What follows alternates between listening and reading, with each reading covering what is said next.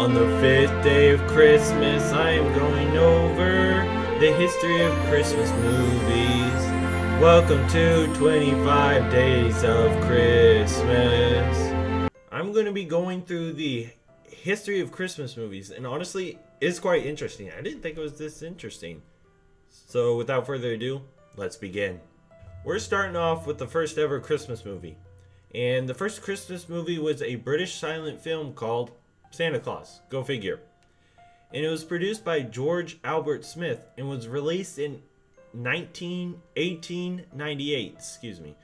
It shows Santa Claus coming down a chimney and delivering gifts to kids in their stockings. And the film actually introduced a concept where they showed both Santa on the roof and the kids in their room. It looks like it was done through, they filmed Santa on a set that looked like a roof, and then projected it onto the stage as they were recording the kids in bed waiting for Santa Claus.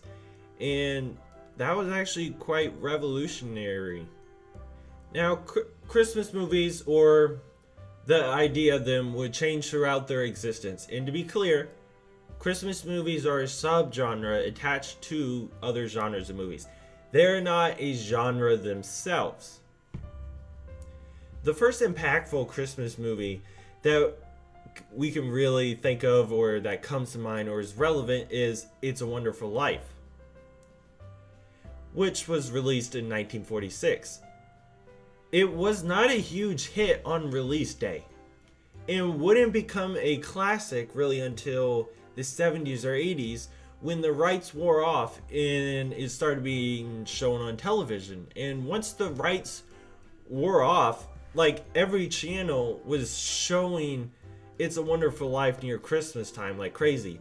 They did eventually, or whoever would like inherit the rights or whatever, did eventually get the rights to the movie back, and I believe they sold it to ABC.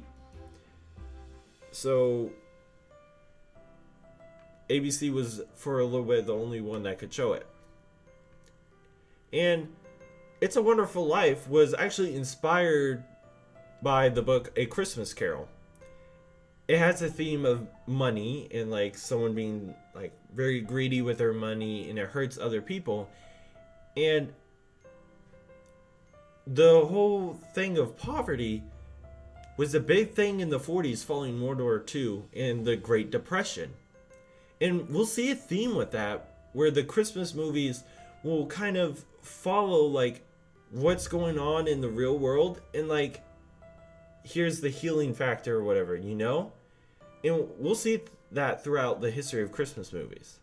In the 50s, we start to see the romanticization of things, and that includes Christmas movies. In 1954, White Christmas was released. And in the movie, we see two soldiers go into the showbiz after the war. They fall in with two other girls in the showbiz while helping their old general at a hotel to revive it.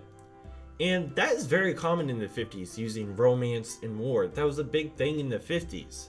So White Christmas and other movies in this time, White Christmas and other movies in this time started using black actors instead of blackface, as they were starting to really see the fault in that. The one exception to this is Robert Downey Jr. Boom! Time to start making babies! So in the 60s and in the 70s, we see a rise in babies, specifically in the 60s, with almost 40% of the population being under the age of 20. And that's to do with the baby boom. So with all these kids, there becomes a need for kids entertainment. Enter kids movie, and in this case, Christmas kids movies. So before, really, it was about finance and recovery and poverty, and then romance and a little bit of in the military. Now it becomes about the kids. And at the time, not a lot of people were making kids movies. But then enters Disney. Disney made their first kids Christmas movie in 1961 called Babes in Toyland, which, if you haven't heard of that, don't worry, neither have I. It's not it didn't really stick around. It's not the best movie. I've never seen it. And then later in the 60s and 70s, we would see a lot of stop motion, animation, claymake, all that take place. Some films including like Santa Claus is Coming to Town, Frosty the Snowman, and How the Grinch Stole Christmas. And those would become staples that we still watch today. And much of the same theme would carry over into the 70s that were in the 60s with kid movies. And we saw movies like A Charlie Brown Christmas and a Star Wars Holiday Special came out in the 70s as well. If you've not seen that, it's basically just a giant commercial, probably commercialized towards kids. There's a bunch of celebrities on it that I've never really heard of. In the 80s, we really see Christmas movies expand beyond just like finance, poverty, romance, and then the kids, and really embody the subgenre. And in the 70s and 80s, we see an improved technology, graphics, and effects in movies and in Hollywood. And because of that, we get kind of new genres that start to take off, including action and horror movies. And they would take a rise in Christmas movies as well. And we see Die Hard, whether you consider it a Christmas movie or not is up to you, and the Gremlins introduce action and horror into the Christmas genre. And these two movies would greatly expand the Christmas genre, not only into action and horror, but in a broader sense in its entirety.